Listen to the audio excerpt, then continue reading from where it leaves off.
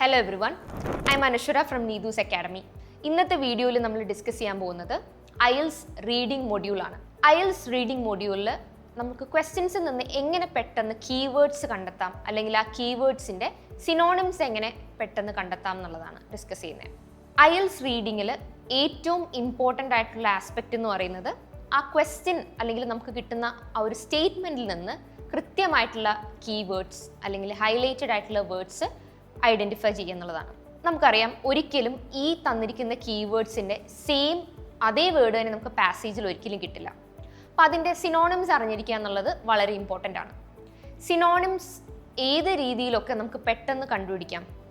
അതിൻ്റെ ഒരു ഫസ്റ്റ് വേ എന്ന് പറയുന്നത് നമുക്ക് കിട്ടിയിരിക്കുന്ന ആ ഒരു കീവേഡ് അല്ലെങ്കിൽ സ്റ്റേറ്റ്മെൻറ്റിലുള്ളൊരു കീവേഡ് അതേ സെയിം കീവേഡിൻ്റെ തന്നെ സിനോണിംസ് അല്ലെങ്കിൽ സെയിം മീനിങ് വരുന്ന ഡിഫറെൻറ്റ് വേർഡ്സ് എന്തൊക്കെയാണെന്നുള്ളത് ഫസ്റ്റ് തന്നെ നമ്മൾ ഐഡൻറ്റിഫൈ ചെയ്യാം.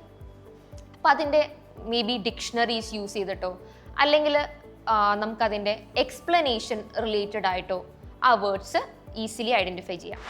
ഇനി സെക്കൻഡ് ആയിട്ടുള്ളൊരു കാര്യം എന്ന് പറയുന്നത് നമ്മൾ കീവേഡ്സ് നോക്കുമ്പോൾ അതിൽ വേറെ ഇംപ്ലിക്കേഷൻസും ഉണ്ട്. അതായത് ഡേറ്റ്സ് അല്ലെങ്കിൽ ഏതെങ്കിലും ഒരു ഫേമസ് പേഴ്സണാലിറ്റിയുടെ പേര്, ഫോറിൻ നെയിംസ് ആവാം.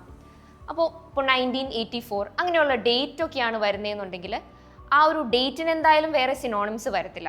സോ പെട്ടെന്ന് നമുക്ക് ഈ ഒരു ഡേറ്റ് എവിടെയാണ് ലൊക്കേറ്റ് ചെയ്തിട്ടുള്ളത് പാസേജിൽ, ആ ഒരു ലൊക്കേഷൻ അല്ലെങ്കിൽ ആ ഒരു സെൻറ്റൻസിൻ്റെ ഏരിയയിൽ നമുക്ക് അതിൻ്റെ കൂടെ അതായത് ആ ക്വസ്റ്റ്യൻ സ്റ്റേറ്റ്മെൻറ്റിൽ തന്നിട്ടുള്ള കീവേഡ് ബാക്കിയുള്ളതും കൂടി ഉണ്ടോ എന്നുള്ളത് ലൊക്കേറ്റ് ചെയ്യാൻ പറ്റും. സോ ഈ ഒരു രീതിക്ക് നിങ്ങൾക്ക് കുറച്ചും കൂടി എളുപ്പത്തിൽ അല്ലെങ്കിൽ വേഗത്തിൽ കീവേഡ്സ് ലൊക്കേറ്റ് ചെയ്യാൻ പറ്റും. ഈവൻ ഇഫ് നിങ്ങൾക്ക് അതിൻ്റെ സിനോണിമിൻ്റെ ഒരു എക്സാക്റ്റ് ഐഡിയ പെട്ടെന്ന് വായിച്ചിട്ട് കിട്ടുന്നില്ല എന്നുണ്ടെങ്കിൽ ഈ ഒരു സിമിലർ മീനിങ് അല്ലെങ്കിൽ അടുത്ത് നിൽക്കുന്ന മീനിങ് വരുന്ന ഒരു ലൊക്കേഷൻ എവിടെയാണെന്നുള്ളത് ഐഡൻറ്റിഫൈ ചെയ്യാം. So for that you can use dates or any famous personalities names, because നെയിംസിന് ഒരിക്കലും സിനോണിംസ് ഉണ്ടാവില്ല. മൂന്നാമത്തെ ഒരു വേ എന്ന് പറയുന്നത് നമുക്ക് പൊട്ടൻഷ്യൽ സിനോണിംസ് അത് ഗസ് വർക്ക് ചെയ്തിട്ടാണ് ആക്ച്വലി ഫൈൻഡ് ഔട്ട് ചെയ്യുന്നത്. ചില സിറ്റുവേഷൻസിൽ നമുക്ക് സിനോണിംസ് അല്ലെങ്കിൽ അതിൻ്റെ ഒരു മീനിങ് വൈസ് മാച്ച് ചെയ്യാൻ പറ്റുന്നില്ല എന്നുണ്ടെങ്കിൽ ലൈക്ക് പ്രോബബ്ലി ബിക്കോസ് നമുക്ക് അതിൻ്റെ സിനോണിം അറിയില്ലാത്തത് ഉണ്ടാവാം. അപ്പോൾ അങ്ങനത്തെ സിറ്റുവേഷൻസ് വരുമ്പോഴും നമുക്ക് ആക്ച്വലി ആൻസർ കണ്ടുപിടിക്കാനുള്ള പോസിബിലിറ്റി ഉണ്ട്. അതായത് ഇപ്പോൾ ഒരു വേർഡ് ജോയ്ഫുൾ എന്നുള്ളൊരു വേർഡാണ് നമ്മൾ കണ്ടതെന്ന് വിചാരിക്കാം. മേ ബി ജോയ്ഫുൾ എന്നുള്ളതിൻ്റെ മീനിങ് നമുക്ക് വേണമെങ്കിൽ ഹാപ്പി എന്നും പറയാമല്ലോ. ഹാപ്പിയും ജോയ്ഫുളും സിനോണിമസ് ആണ്.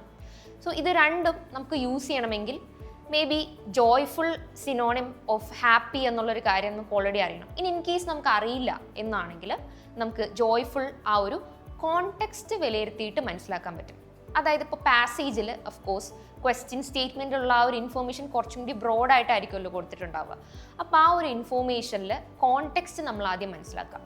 ഈ ഒരു കോണ്ടെക്സ്റ്റ് റിലേറ്റഡ് നമുക്ക് വായിച്ചു കഴിയുമ്പോൾ ആ ഒരു മീനിങ് വെച്ചിട്ട് നമുക്ക് പൊട്ടൻഷ്യൽ ആയിട്ടുള്ള ആ ഒരു സിനോണിം എന്താണ് എന്നുള്ളത് ഐഡൻറ്റിഫൈ ചെയ്യാൻ പറ്റും. സോ ഈ ഒരു രീതിക്ക് IELTS റീഡിങ്ങിൽ സിനോണിംസ് ക്വിക്ക്ലി നിങ്ങൾക്ക് കണ്ടെത്താൻ പറ്റും. ആൻഡ് ഈ ഒരു രീതി basically it happens when you get question statements especially for matching questions. Matching type of ക്വസ്റ്റ്യൻസിലാണ് ഇത് കൂടുതലും നിങ്ങൾക്ക് യൂസ്ഫുൾ ആയിട്ട് വരുന്നത്. So using all these tips I hope you can identify keywords in IELTS listening much more quickly. And we'll see again with another video. Thank you. Needhu's Academy, India's #1 language academy.